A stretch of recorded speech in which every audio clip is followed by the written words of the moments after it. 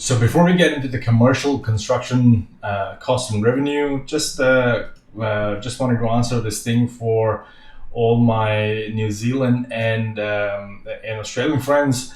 Here we've got GST and the calculation, everything. If you guys have already selected that margin scheme applies, all these calculations has already been taken into account. The calculation of GST based on the margin scheme, so don't have to worry about that. Okay, so let's go into the commercial section. So we've got our commercial section here. Let's click on 150. Let's zoom that into 125, let's say. So we are at 125. It's the exact same thing, development revenue, because this is the development revenue. It includes commercial sales. You know that these are all coming from your lead master. So if you go in here and you have your details, your commercial unit sales, retail, parking lots, so on. So they're all coming here. However, you see that dotted line? This is the area where all the saleable commercial units are.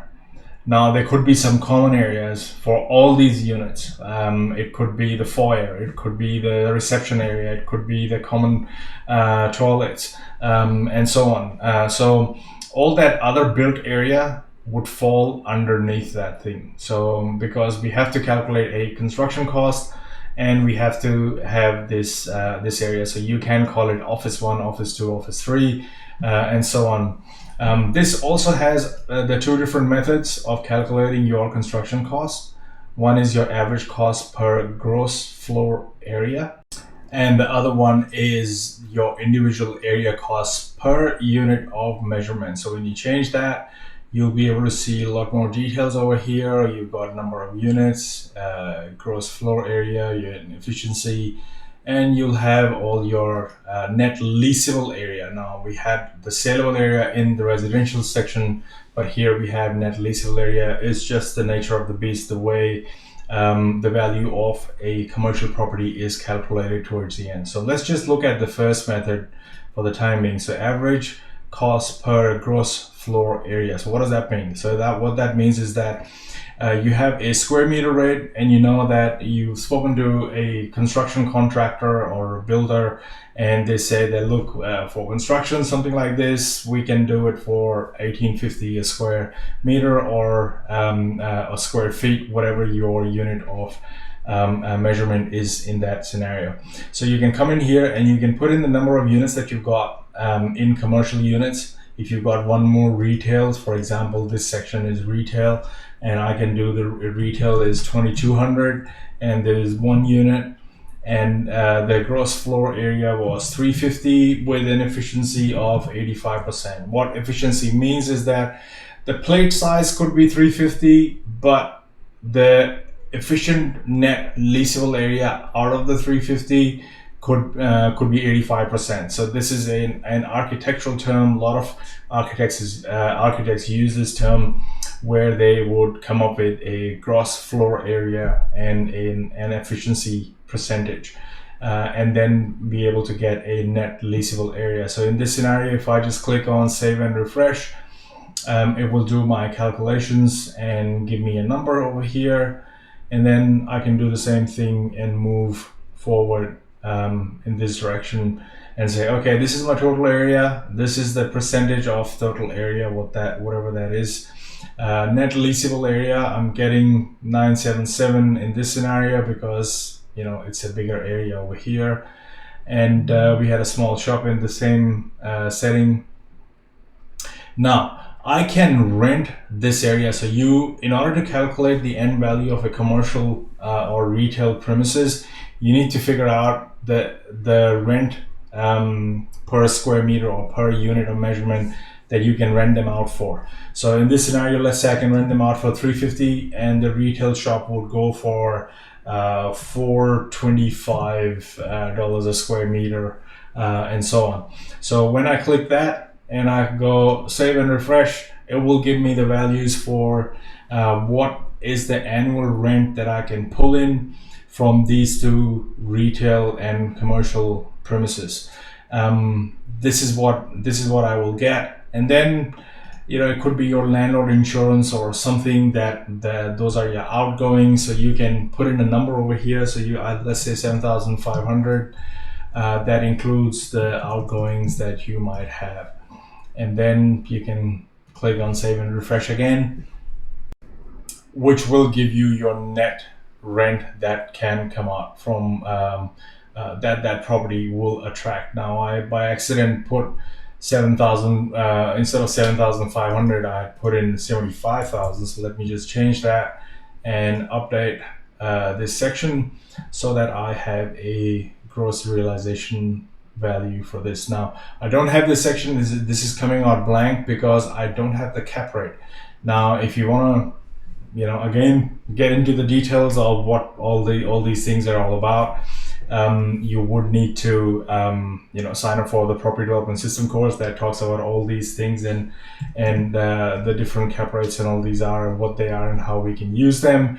And while I'm doing it, I'll just go ahead and do my agent's commission as well, that I will have to pay 1.5% to this and 50% upfront when I go ahead. And also when I'm gonna, when I'm actually allocating them on the cash flow, forecasting them for the cash flow, I'm just gonna use the straight line method and flat. So now when I click on save and refresh, it will show me all these things in one hit. Now you can enter values, click save and refresh, and then move forward, or you can come in and use all your blue cells, put in all your inputs in one hit, and click it once, and it'll do the calculation for you. Remember, all blue cells are your input cells, and you can input all the values, everything that you need to input in one hit, rather than waiting and clicking save and refresh at every step. So I'm just showing that so that it's easier for people to understand. There are people who've never done feasibility before, and it'll be easier for them to understand what these costs are all about.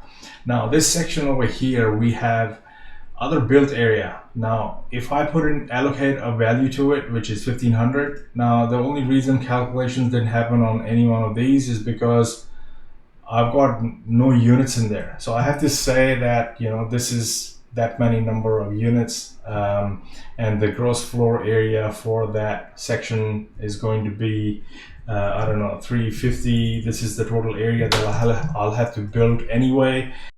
And because we're not going to lease this area, this is just a common area that needs to be built. We don't really need to put in any efficiency or net leasable area over here. And based on that, this calculation will it will do its calculation. Now, these costs will get added towards the construction costs, but the only thing that we're not selling are these common areas in the commercial section. So if I press this button, it will do its calculation and give me a value for that area. So for the 300 square meters that we are going to build, it's going to cost me an extra $450,000 in the construction cost. So we are building the area that we are leasing out and selling eventually, but there are certain common areas that also need to be built, which the cost of which has to be accounted towards the construction cost, and but they will not be sold, so to speak. So now that we have everything, we've got this area, we have already extrapolated all of those things, so that data is already in place. So let me zoom out and quickly recap of what we've done over here. So this is our commercial section. Everything in blue is our input cell. We have common areas that have to be built in order to build the commercial and retail spaces. However, they are not sold separately. They are common areas. It could be parking lots, could be the foyer, could be the reception, could be the common area where the lifts are, and all these things. So they are not sold, but they have to be built. So that's the area over here.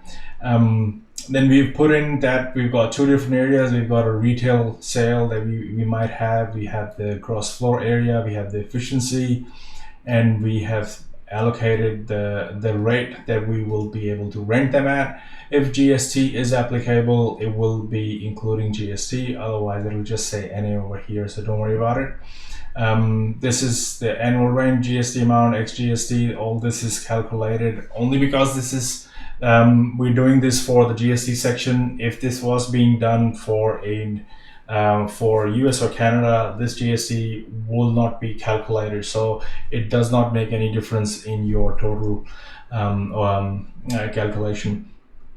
So gross area, gross outgoings for that retail premises, because we need to come up with a net rent and then capitalize the net rent in order to be able to get the gross realization value. So when we sell them, this is what we will be selling them for. We've got agent's commission, what we're gonna pay to the agent for selling them for us, and how we're gonna forecast them across the 3 months. So we can go and change them from flat to moderately steep, but always remember, the moment you've got straight line, it'll always go flat anyway.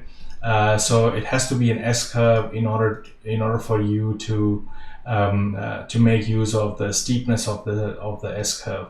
So once you do that and you press save and refresh, it will extrapolate that data over here based on the steepness of the curve. So you'll see that 187 something came in on month 1 when the settlement started and the construction finished, and then we have 1.16 because we selected moderately steep curve in order to distribute our cash flow that will come in.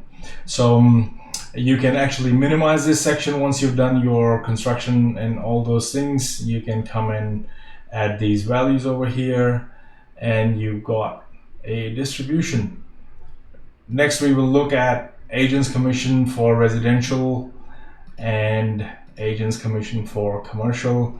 There's nothing in there to do as such, apart from just allocating when the commission for signing is going to come out, and we'll dive deep into that section in the next video.